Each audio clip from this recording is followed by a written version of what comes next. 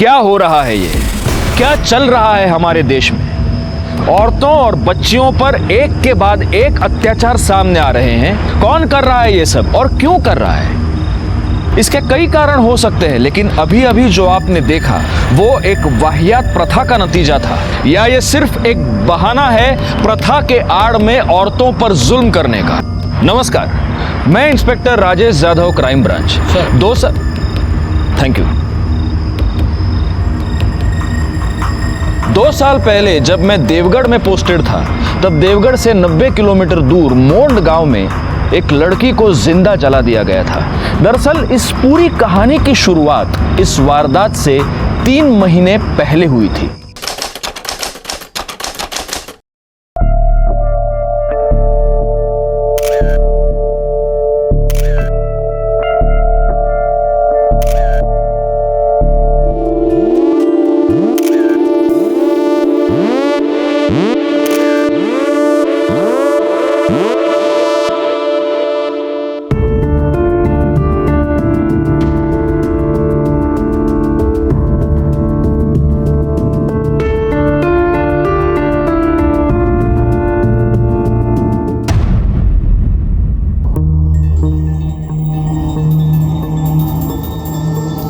आप पैकिंग क्यों कर रहे हैं? कहीं जा रहे हैं क्या? हाँ, पर अभी नहीं, सुबह निकलूंगा। अभी बस बैग भर लेता हूँ, कहीं ये ना हो कि सुबह पैकिंग के चक्कर में बस छूट गई। लेकिन आज तो हमारी शादी है ना, और आप कल सुबह चले जाएंगे। घबराओ मत, सिर्फ मैं जा रहा हूँ, बाकी सब यहीं पर है। टेंशन मत लो, वो लोग तुम्हारा बहुत ध्यान रखेंगे।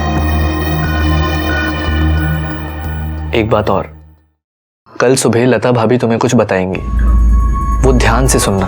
बस 7-8 दिन की बात है, तुम 7-8 दिन संभाल लेना, उसके बाद मैं देख लूंगा। मैं कुछ समझी नहीं। 7-8 दिन मुझे क्या संभालना होगा? धीरे धीरे सब समझ में आ जाएगा। और एक बात याद रखना, मैं तुमसे बहुत प्यार करता हूँ और हमेशा करता रहूंगा। चलो अब तुम सो जाओ, मैं यही बाहर हूं। अरे लेकिन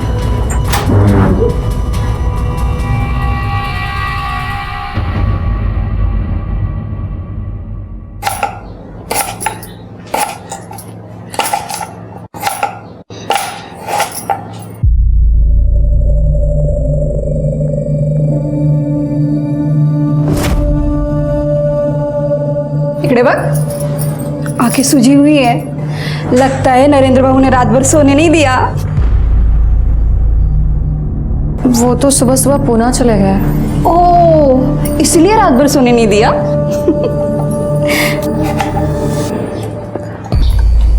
अरे तू टेंशन मत ले, आ जाएंगे वो। अभी पूना में उनका ट्रैवल एजेंसी का बिजनेस है ना, अगर नहीं जाते तो काम का नुकसान होता। वही नहीं, हाँ, वो कुछ कह रहे थे कि 7-8 दिन मुझे संभालना होगा।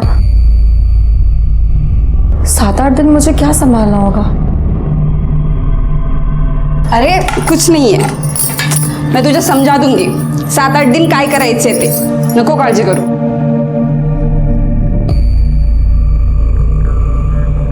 अच्छा, तो फिर मैं आपको वो स्पेशल वाली ट्रिक पढ़ाऊंगी। जयश्री कहाँ गई थी? वो मैं बाजार गई थी बहनी।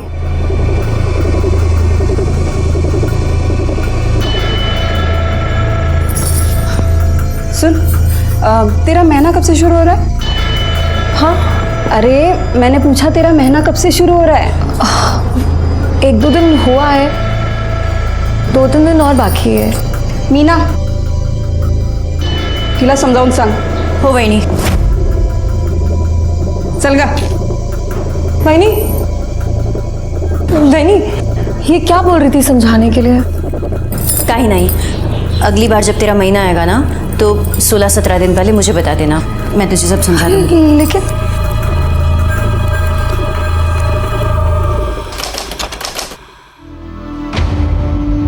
जयश्री,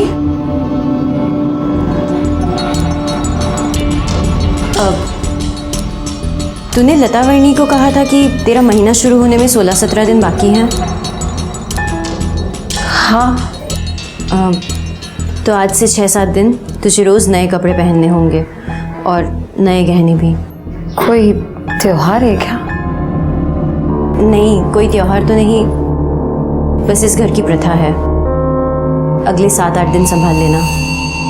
आज से तेरा पहला दिन है, तो बस जल्दी से तैयार होकर बाहर आ जा, हम सब इंतज़ार कर रहे हैं।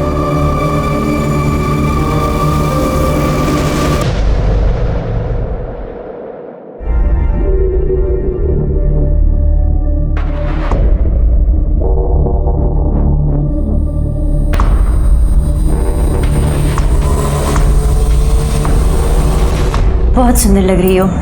ये मेरी चॉइस की साड़ी है।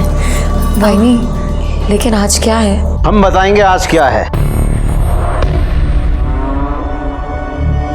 आओ आओ, बैठो यहाँ पे।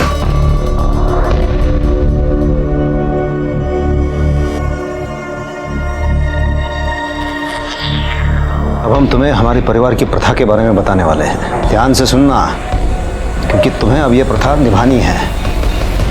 हमारे परिवार में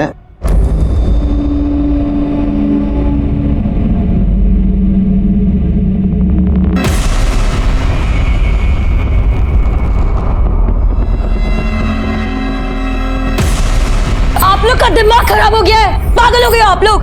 आपको क्या लगता है मैं कोई अनपढ़ गवार हूं जो आपकी ये घटिया सी प्रथा मानूंगी? कभी नहीं। बाहर में जाए आप लोग और बाहर में जाए की प्रथा। आप लोग टेंशन मत लीजिए, मैं जाकर उसे समझाती हूँ। जल्दी समझाओ दिला।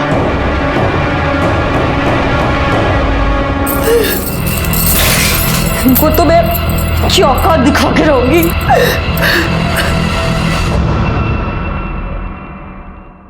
क्या बात है, तू अचानक कैसे आई? अरे शादी को 10 दिन नहीं हुए और तू मायके चली आई, और वो भी अकेले। बोलना बड़ा कहाँ से लो? हाँ, ये लो ताई, अच्छा है। नहीं चाहिए। ताई, ऐसा गुस्सा करने से क्या होगा? अब आप बोलोगी नहीं, हमें कुछ बताओगी नहीं, तो हमें कैसे पता चलेगा? अच्छा बताओ, अचानक आने की क्या वजह है?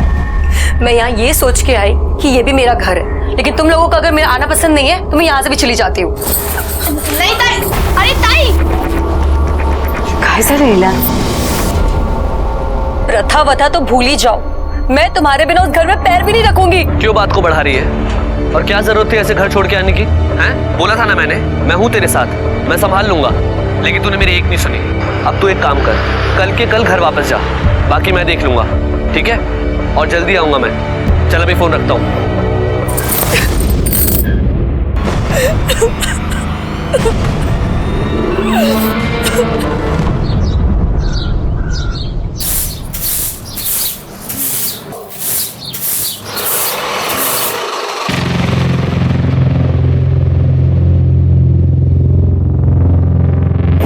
अहो दादा, अहो कोण आले बघा बघा।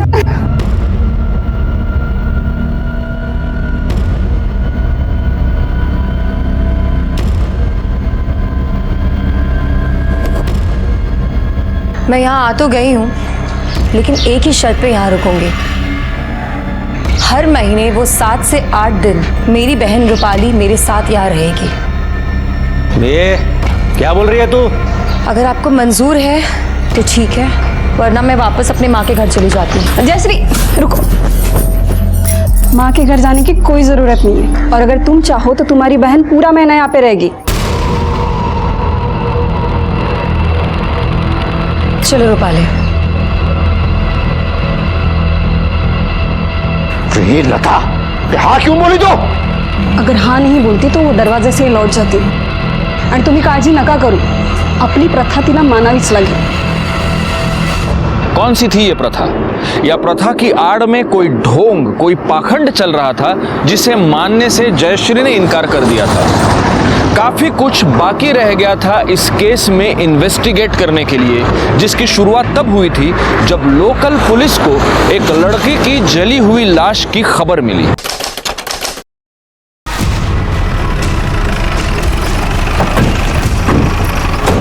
सर, लाश उधर है। अभी वो पीछे हटिए, पीछे हो जाइए सब लोग। चलो आगे। सब बॉडी बुरी तरह जल चुकी है। ये भी पता चल पाना मुश्किल है कि आदमी है या औरत। जिस तरह जला है उससे लगता है कि जलाने के लिए पेट्रोल या केरोसिन यूज किया है। कंफर्म नहीं पर साड़ी सा टुकड़ा वाटतो है जो पूरी तरह जलने से बच गया है। एक काम करो, ये टुकड़ा और डेड बॉडी फॉरेंसिक भेज दो और आसपास के गांव में पता करो कोई लापता है क्या।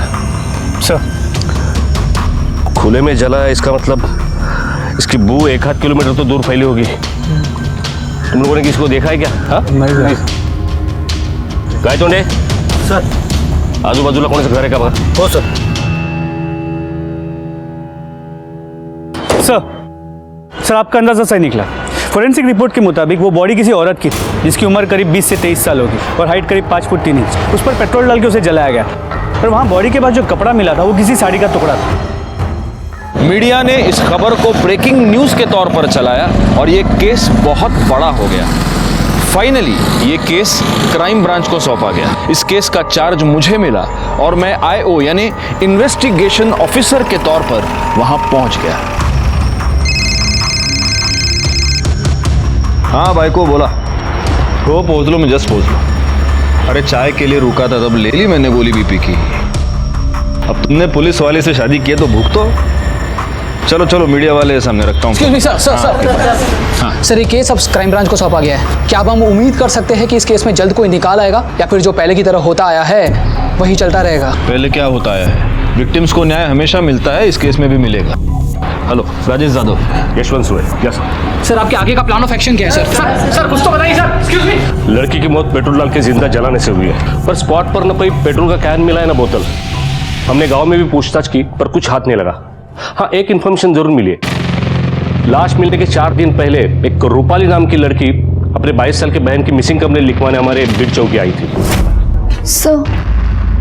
सर, मुझे मेरे ताई की मिसिंग कंप्लेंट लिखवानी है। पर रूपाली से पहले जयश्री के ससुराल वाले उसकी मिसिंग कंप्लेंट कर चुके थे। तुम लोग यहाँ क्या कर रहे हो? सर, ये मेरी ताई के ससुराल वाले। सर, मुझे पूरा यकीन है, हो ना हो इन्होंने मेरी ताई के साथ कुछ तो गलत किया है। मुझे यकीन है उन्होंने मेरी ताई को गायब किया है। सर, 2 दिन पहले मैं इनके घर गई थी। इन्होंने कहा कि ताई पुणे में है जीजा जी के साथ। मैं 2 दिन से फोन लगा रही हूँ, फोन स्विच ऑफ आ रहा है और अब पता चल रहा है कि ताई पुणे में है ही नहीं। इन्होंने मिसिंग कंप्लेंट में यही सब लिखा है? झूठी रिपोर्ट लिखवाई इन्होंने। मतलब? सर, 2 दिन पहले मुझे ताई का फोन आया था। ताई बहुत रो रही थी। आपको मेरी बात पे यकीन नहीं ना? आप ये सुनिए। नरेंद्र के भाई ने मेरे साथ रेप किया। प्लीज मुझे बचा लो, प्लीज। एक बात बताओ, ये रिकॉर्डिंग सुनने के बाद नरेंद्र के भाइयों का रिएक्शन क्या था? यही कि वो उन्हें फंसाने की कोशिश कर रही है। लाश का DNA रूपाली और उसकी मां की DNA से मैच होता है, मतलब लाश तो 100% जयश्री की है। यस सर, रूपाली के बयान और रिकॉर्डिंग के बेस पे हमने इन्वेस्टिगेशन शुरू की। जयश्री ने कहा कि नरेंद्र के भाई ने उसका रेप किया, लेकिन प्रॉब्लम यह है कि नरेंद्र का एक नहीं 3 भाई है और तीनों रिपोर्ट दर्ज करने पुलिस स्टेशन गए थे। साटे जब उनके घर पूछताछ के लिए गया तो उसे पता चला कि नरेंद्र और विलास मिलिंद और मकरंद के सौतेले भाई है। नरेंद्र को छोड़ के वो तीनों ही घर पर थे। देखिए साहब, हम आपसे पहले भी कह चुके हैं कि हमें लगा जयश्री नरेंद्र के पास पूना गई है, पर जब नरेंद्र से बात हुई तो पता चला कि वो वहां भी नहीं है। जितना ढूंढना था हमने ढूंढ लिया, लेकिन नहीं मिली।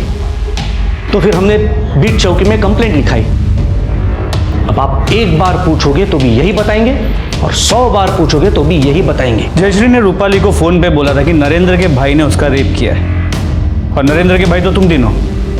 इस बारे में क्या कहोगे? यही साहब कि वो दोनों बहनें एक नंबर की झूठी है, हमें फंसाने की कोशिश कर रही है, झूठा इल्जाम लगा रही है वो। 4 दिन पहले जयश्री ने अपनी बहन को यह बताया कि नरेंद्र के भाई ने उसका रेप किया, और जिस वक्त रेप हुआ उस वक्त इन तीनों भाइयों की मोबाइल लोकेशन घर ही थी। अच्छा, DNA रिपोर्ट से यह तो साबित होता है कि यह लाश जयश्री की है।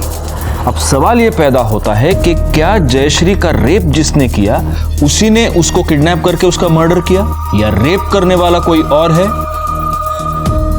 और मर्डर करने वाला कोई और?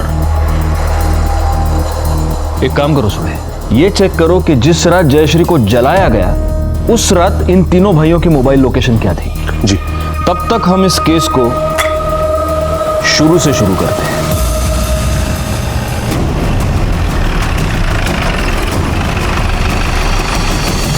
रूपाली, मैं जानता हूं तुम अपनी बहन से बहुत प्यार करती थी।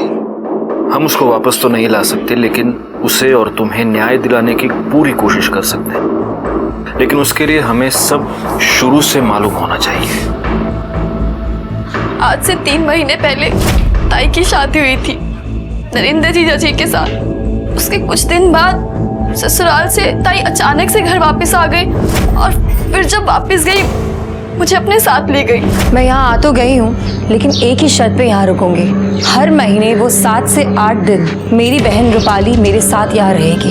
फिर ताई हर महीने 8-10 दिन के लिए मुझे अपने पास रखती थी ससुराल में। इस महीने में नहीं जा पाई। जिस दिन रात को ताई का फोन आया कि नरेंद्र जीजा के भाई ने उनके साथ रेप किया, उसके बाद से ताई का फोन स्विच ऑफ आ रहा था। एक बात बताओ रूपाली, तुम्हारी बहन हर महीने 8-10 दिन के लिए तुम्हें अपने ससुराल बुला लेती थी, तुम वहां रहती थी, ऐसा क्यों? मुझे नहीं पता सर, मैंने ताई को पूछा भी पर उन्होंने कभी कुछ नहीं बताया। अच्छा, उन 8 दिनों में तुम्हें वहां किसी के बर्ताव में कुछ भी अजीब लगा, कोई अजीब हरकत? नहीं सर। उनकी तरफ से दहेज की कोई डिमांड? नहीं, ऐसा कुछ नहीं था। पर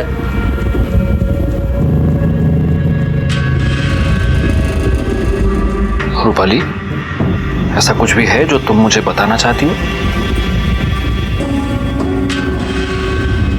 नहीं सर, सब बता दिया मैंने आपको।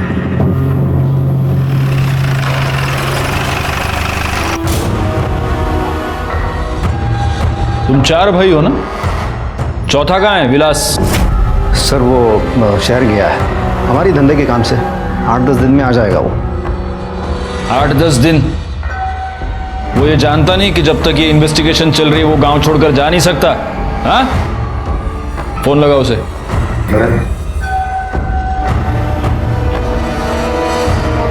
हेलो, स्पीकर पे।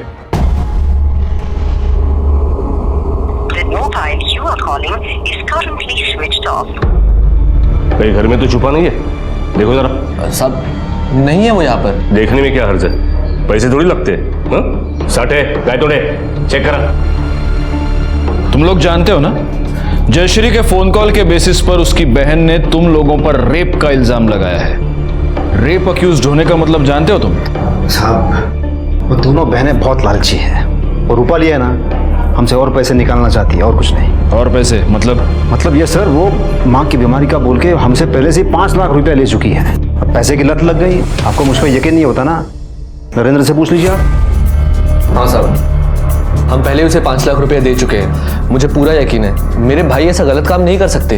अच्छा, तुम्हें ये पता है कि ये नहीं कर सकते, तो तुम्हें ये भी पता होगा कि कौन कर सकता है? हाँ सर, विलास अंदर नहीं है। सर विलास आतमध्ये नहीं है। हो गई तसल्ली? अब आप लोग जा सकते हैं। हम कब आए और कब जाए हम तय करेंगे, तुम नहीं, समझे ना? साहब मुझे अकेले में आपसे कुछ बात करनी थी, कुछ बताना है आपको। अकेले में क्यों? जो बोलना इधर बोलना। आवाज नीचे, वरना अगली बार तेरी आवाज निकलेगी नहीं, समझा? बोलो नरेंद्र, क्या बोलना है? यही साहब कि मेरे भाई निर्दोष हैं, उन्होंने कुछ नहीं किया। आपको यही मालूम करना है कि ये सब किसने किया है, तो जाके उस प्रोफेसर से पूछिए ना। प्रोफेसर कौन? जिसे जयश्री का चक्कर चल रहा था, उसका पुराना आशिक। तुम ये सब कैसे जानते हो? जयश्री ने खुद मुझे बताया था शादी से पहले कि उसका कॉलेज में किसी प्रोफेसर के साथ चक्कर चल रहा था। और चक्कर क्या साहब, सब कुछ चल रहा था। मेरे कॉलेज के प्रोफेसर सुशील नायक के साथ मेरा अफेयर था। हमारे बीच में सब कुछ हो गया था, केवल फेरे बचे थे। लेकिन अब ऐसा कुछ भी नहीं है, सब कुछ खत्म हो गया है। नया रिश्ता शुरू करने जा रही हूँ, इसलिए आपको अंधेरे में नहीं रखना चाहती हूँ। उस वक्त मुझे लगा कि कितनी अच्छी और ईमानदार लड़की है, चाहे तो छुपा सकती थी।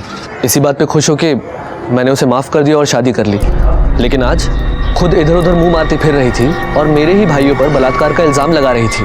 इस प्रोफेसर के बारे में और कुछ जानते हो? नहीं साहब, मैं तो बस इतना ही जानता हूँ। लेकिन हाँ, रूपाली जरूर जानती होगी कि उसकी ताई कहाँ कहाँ क्या क्या गुल खिला चुकी थी। ये नरेंद्र और उसके फैमिली की सारी बैंक डिटेल्स निकालो। सुबह मुझे लगता है ये दहेज का मामला है, क्योंकि जब मैंने दहेज के बारे में रूपाली से सवाल किया तो मुझे ऐसे लगा कि वो हमें कुछ बताना चाह रही है लेकिन बता नहीं पा रही है। पता करो। सर आपका अंदाजा सही था। 3 महीने पहले, मतलब नरेंद्र और जयश्री की शादी से पहले एक 5 लाख रुपए का ट्रांजैक्शन हुआ था। लेकिन सर ये मामला दहेज का नहीं बल्कि उल्टा है। मतलब ये है कि ये पैसे जयश्री की फैमिली ने नहीं बल्कि नरेंद्र की फैमिली ने जयश्री की माँ के अकाउंट में ट्रांसफर किए थे, वो भी शादी से 15 दिन पहले।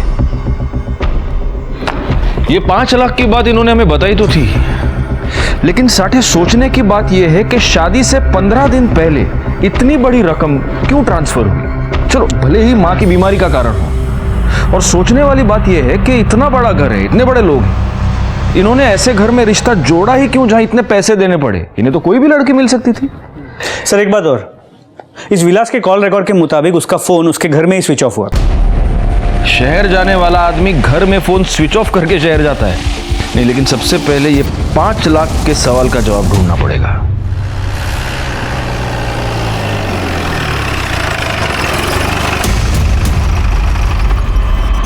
इससे पहले मैंने जब तुम्हें दहेज के बारे में पूछा था तब तुमने ये क्यों नहीं बताया कि नरेंद्र की फैमिली ने तुम लोगों को 5 लाख रुपए दिए थे? सर हमारी मजबूरी थी। आई बहुत बीमार रहती थी, उनके इलाज के लिए पैसों की जरूरत थी जो हमारे पास थे नहीं। नरेंद्र जीजा जी की फैमिली ने कहा कि वो ताई को खरीदना चाहते हैं उनसे शादी के लिए। 8 लाख देने की बात हुई थी, 5 लाख रुपए दिए, कहा बाकी 3 लाख रुपए बाद में देंगे। हमारे पास कोई चारा नहीं था, इसलिए ताई की शादी करवा दी। अच्छा, ये प्रोफेसर सुशील नाइक, इसका और जयश्री का क्या कनेक्शन है? है नहीं सर, था। मेरी ताई उनसे बहुत प्यार करती थी, शादी करना चाहती थी, पर प्रोफेसर सर ने उनसे शादी करने के लिए मना कर दिया क्योंकि वो पहले से ही शादीशुदा थे। ताई दुखी रहने लगी, किसी से बात नहीं करती थी। भाई ने सोचा कि अगर उनकी शादी हो जाएगी तो वो खुश रहेंगे। ये प्रोफेसर कहाँ रहता है जानती हो? जी।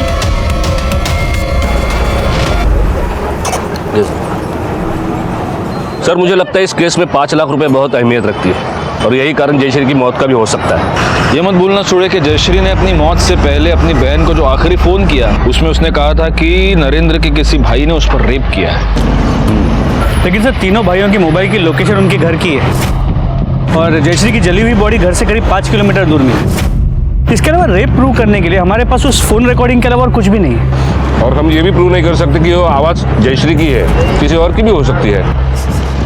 उस साला विलास फरार है, लगता है रेप करके डर के मारे भाग चुका है। उसका फोन सर्विलेंस पे डाल दो, कभी ना कभी तो ऑन करेगा।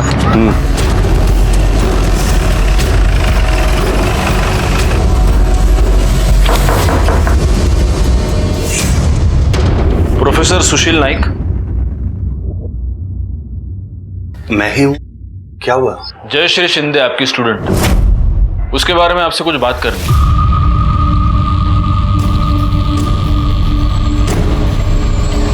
सर क्या हम बाहर चलकर बात कर सकते हैं प्लीज?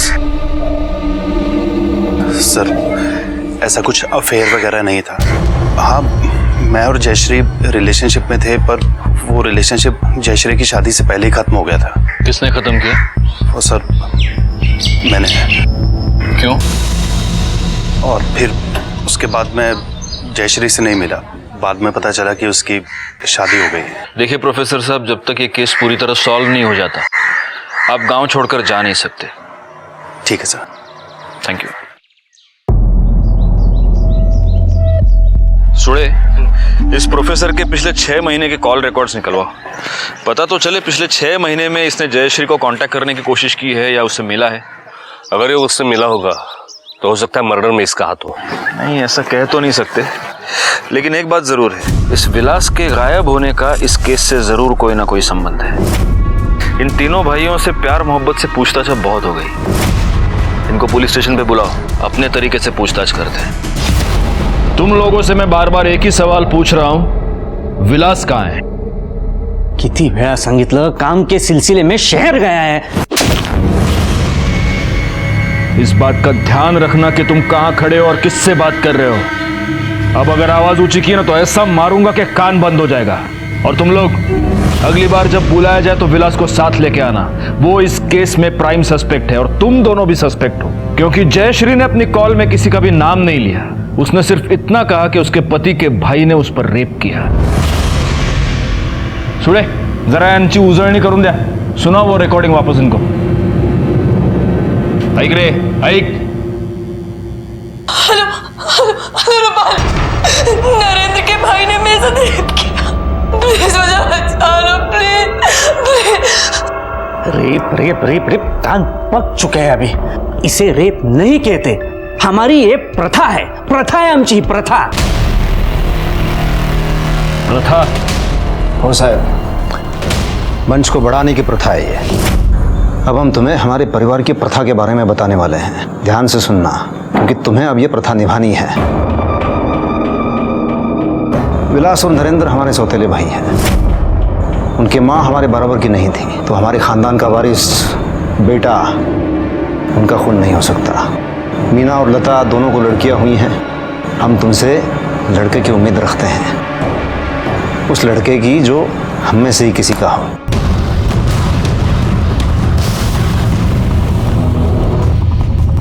उसके बाद तुम और नरेंद्र जो चाहे पैदा कर सकते हो। आप लोग का दिमाग खराब हो गया है। बाहर में जाए आप लोग और बाहर में जाए आपकी प्रथा। जयश्री इस प्रथा के बारे में पहले से जानती थी। अगर आपको यकीन नहीं होता तो उसके पति से पूछ लो। हाँ साहब, मैंने खुद उसको बताया था इस बारे में।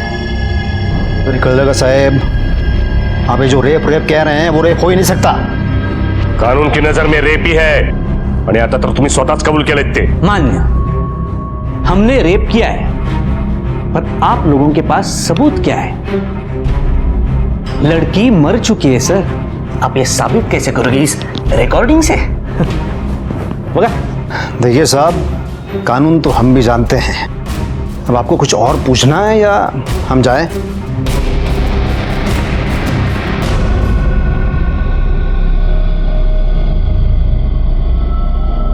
सर, मिलिंद जिस तरह चिल्ला रहा था उससे तो लगता है कि इन तीनों ने ही जयश्री के साथ कुछ किया है। वो साला इतना चिल्ला पाया क्योंकि उसे पता है कि हम रेप प्रूव नहीं कर सकते। सर 2-3 तास आतमध्ये घेऊन तोडूया त्यांना, सगळं खरं बोलतील। लेकिन कोर्ट में प्रूव कैसे करोगे? नहीं नहीं नहीं, हमें रेप केस पर नहीं, हमें मर्डर केस पर कंसंट्रेट करना चाहिए। जयश्री को जिंदा जलाया गया है और जिस हालत में उसकी बॉडी मिली, 2 बूंद पेट्रोल से तो काम हुआ नहीं होगा। यह पता करना पड़ेगा कि इतना सारा पेट्रोल आया कहां से। सर एक काम करो, इन चारों भाइयों की फोटोग्राफ्स आसपास के जितने भी पेट्रोल पंप है वहां पर दिखाओ। इन्हीं में से कोई एक पेट्रोल लेकर आया है। हो सर।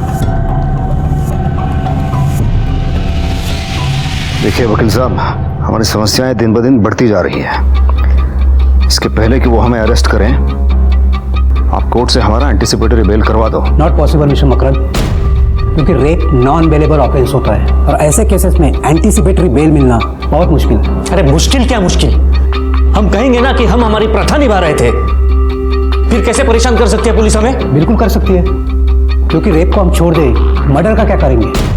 और जिसका मर्डर हुआ है वो आपके घर की बहू थी, और ऐसे केसेस में सबसे पहला शक घर के मेंबर्स पर ही जाता है।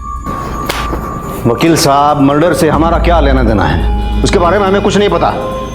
आप ये नई बात बता रहे हो? आप एक काम कीजिए, आप ये अपनी फीस ले लीजिए और हमारा काम कर दीजिए, बस उतना बहुत है। ठीक है।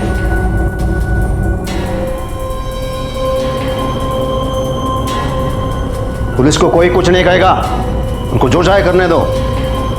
पुलिस हम तक कभी पहुंच नहीं पाएगी। कर लगा?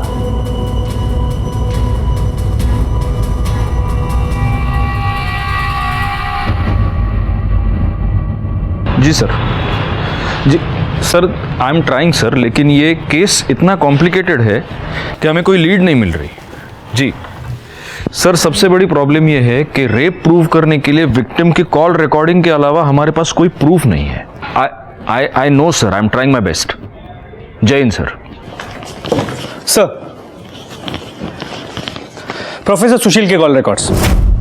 उसने हमसे झूठ बोला था। पिछले महीने में उसने जयश्री से 3 बार बात की। इसके अलावा जिस वक्त और जहां पे जयश्री को जलाया गया था, इसके मोबाइल की लोकेशन उसी एरिया की। प्लस इसके पास बाइक भी है, मतलब पेट्रोल पंप से पेट्रोल लेने का बहाना भी है इसके पास।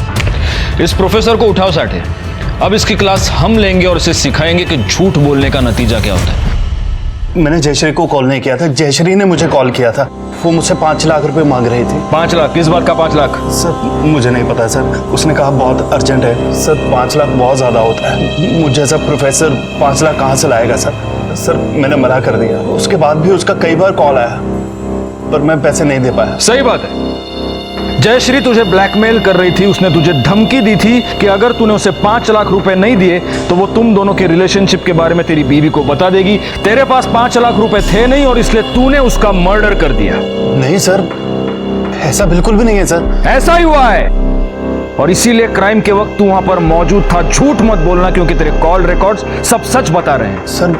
सर मैं वहाँ मैं जयश्री के बुलाने पर ही गया था। उसका कॉल आया था मुझे किसी पीसीओ नंबर से। हेलो सर, वो कह रही थी उसकी जान को खतरा है। मैं सर वहाँ पहुँचा भी, पर ना जयश्री आई ना उसका कोई कॉल आया। तो तुझे पता था कि जयश्री बहुत बड़ी मुसीबत में है, लेकिन फिर भी तू चुप रहा। सर मेरे बीवी बच्चे हैं सर, इसलिए। कहीं ऐसा तो नहीं कि जयश्री मकरंद और मिलिंद के 5 लाख रुपए वापस करना चाहती थी और इसी बात का फायदा उठाने की कोशिश इस प्रोफेसर ने की।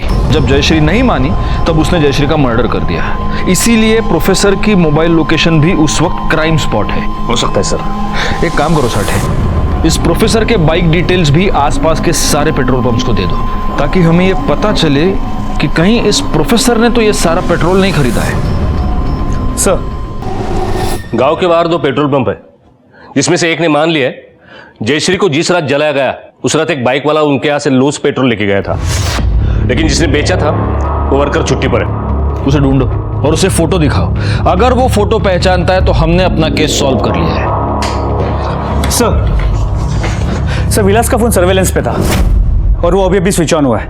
वो कहीं नहीं गया, गांव में ही छुपा बैठा है। चलो साठे, विलास की अभी मोबाइल लोकेशन कहाँ है? सर फिलहाल तो उसके फोन की लोकेशन स्टैटिक है, यहाँ पे वही छुपा होगा। चलिए सर, मारे गाड़ी काढ़ा।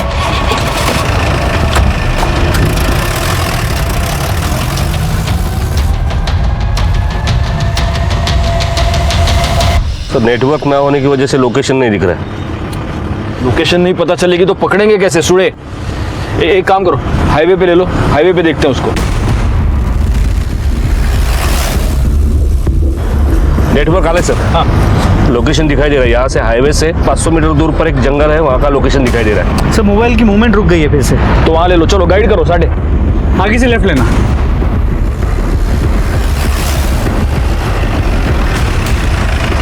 सर लोकेशन यही का दिखा रहा है। साठे फोन लगाओ उसको।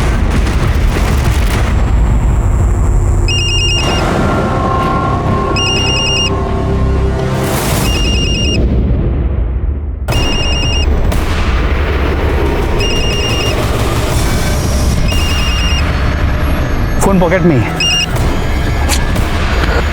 बैठ दो। इसे हमें जिंदा पकड़ना था। मुझे लगता है जयश्री का रेप इसी ने किया था और अब पकड़े जाने के डर से सुसाइड कर लिया। लेकिन इसकी बॉडी ठंडी पड़ चुकी है और इसका फोन अभी 15 मिनट पहले तक हमको यहाँ घुमा रहा था। खून भी सूख चुका है। अगर इसको सुसाइड ही करना था तो यहाँ क्यों आया? जहाँ छुप कर बैठा था वहीं सुसाइड कर लेता। चीजें मैच नहीं हो रही। एक काम करो, ये चाकू फिंगरप्रिंट्स के लिए भेज दो और इसकी बॉडी पोस्टमार्टम के लिए भेज दो। इसका टाइम ऑफ डेथ पता चलना बहुत जरूरी है। सर फैमिली को इन्फॉर्म कर दे। हाँ, घर वालों को इन्फॉर्म कर दो और पोस्टमार्टम के बाद इसकी बॉडी घर भेज दो। हम भी चलेंगे। जरा देखते तो हैं इसकी मौत का इसके भाइयों को कितना दुख हुआ है। शांत रहा मीना। साहब, ये मीना को तो अब भी यकीन नहीं हो रहा है विलास ऐसा कुछ कर सकता है। बहुत बुरा सदमा लगा है इसे।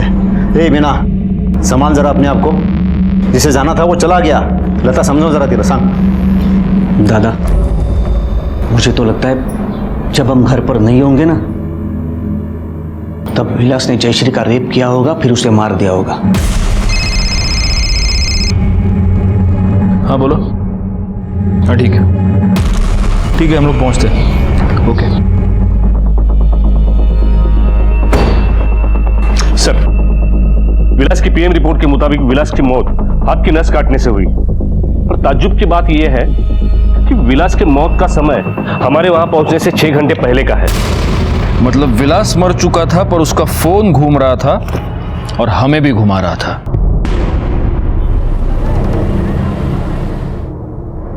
सर मुझे लगता है कि या तो वो प्रोफेसर या तीनों भाइयों में से कोई है जो विलास का फोन यूज करके हमें गुमराह कर रहा था, क्योंकि वो जानता था कि जैसे ही फोन स्विच ऑन होगा उसके लोकेशन के बारे में पता चल जाएगा। फोन घर पे स्विच ऑफ हुआ और अचानक इतने दिनों बाद घर से जंगल तक पहुंच गया। इस मर्डर के पीछे उस प्रोफेसर से ज्यादा उन 3 भाइयों में से कोई है। नरेंद्र के पास तो मोटिव भी है। अगर उसे पता चला कि विलास ने उसके बीवी का रेप किया है तो उसे जिंदा नहीं छोड़ेगा। नहीं, लेकिन नरेंद्र इस प्रथा के बारे में पहले से ही जानता था, तो वो अपने सगे भाई को क्यों मारेगा?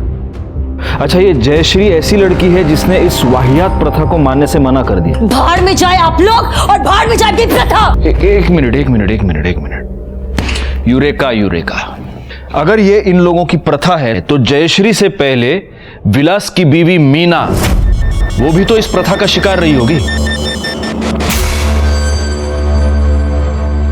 ये याद रखिए कि अगर आज आप चुप रहेंगे तो कल आपकी बेटी के साथ भी वही होगा जो आपके साथ हुआ है।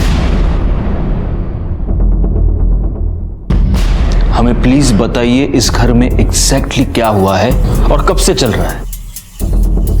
जब से मैंने देखा है तब से ये घटिया प्रथा चली आ रही है। मेरे ससुर ने 2 शादियां की थी। मिलिंद और मकरंद उस ऊंची जात वाली माँ के बच्चे हैं।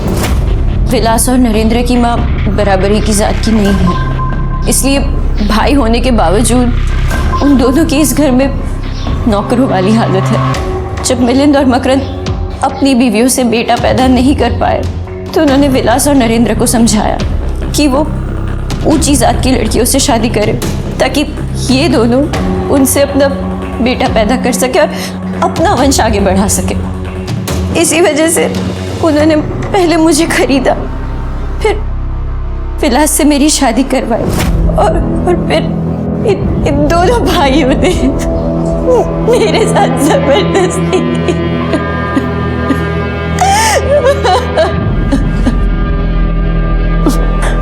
फिर जयश्री के साथ भी इन्होंने यही सब किया। लेकिन फिर इन्होंने जयश्री को मारा क्यों?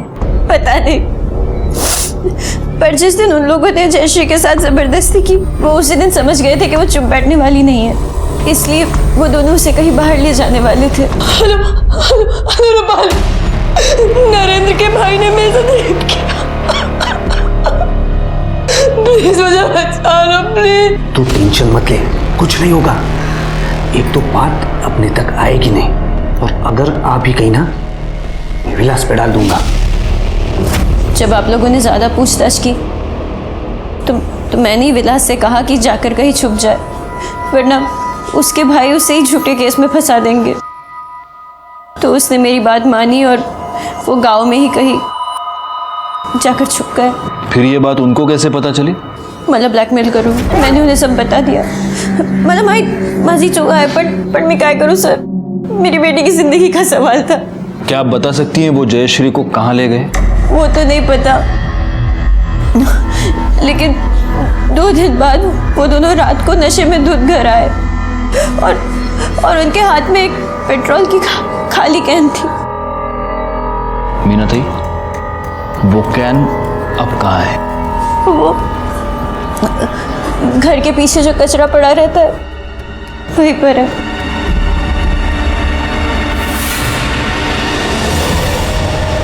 तुमने मेरे पास सबूत मांगा था ना?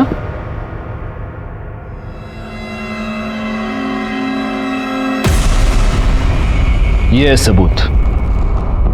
ये वो कैन है जिसमें जयश्री को जलाने के लिए पेट्रोल भरा गया था। इस कैन पर तुम दोनों के उंगलियों के निशान हैं। जिस पेट्रोल पंप से तुमने ये कैन भरा, वहां काम करने वाले बंदे ने तुमको पहचान लिया है।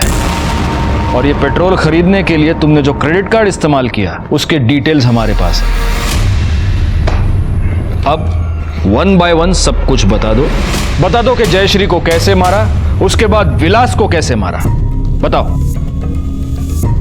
नहीं बताओगे? गायतोंडे। सर,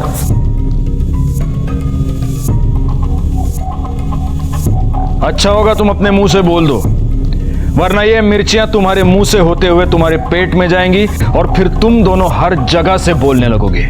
विलास को कैसे मारा? चतरा था गायतोंडे, ठूसो मिर्चियां इनके मुंह में। नहीं, हमने विलास को साहब। अब जयश्री, उस बेचारे को क्यों मारा? हमने मारा क्योंकि हमारे साथ धोखा हुआ था। धोखा मतलब? नहीं थी ना तुम लोगों को। कानून की भी एक प्रथा होती है, फांसी, और तुम दोनों को फांसी तक पहुंचाना अब हमारी जिम्मेदारी है।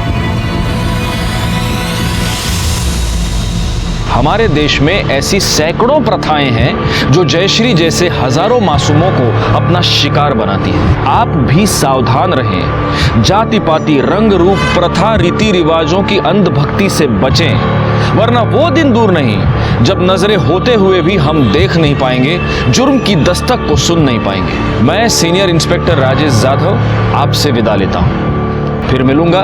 तब तक सतर्क रहिए और देखते रहिए क्राइम पेट्रोल दस्तक, क्योंकि मकसद बताना नहीं, बचाना है।